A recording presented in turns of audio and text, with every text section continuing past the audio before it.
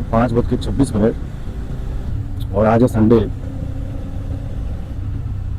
और मैं अभी निकला हूँ मॉर्निंग की एक छोटी सी राइड पे, क्योंकि मेरी बाइक में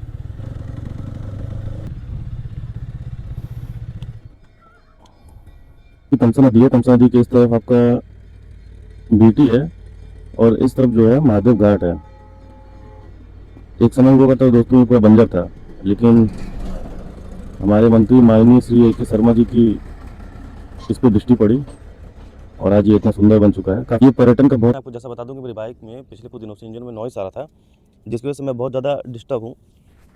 और फिलहाल इसके लिए मैंने कंप्लेन भी किया था हीरो में, तो उन्होंने मुझे कल बुलाया है और कल मुझे अपनी बाइक को जमा करना पड़ेगा। अपनी बाइक को सर्विस सेंटर को देना पड़ेगा 4 दिन के लिए।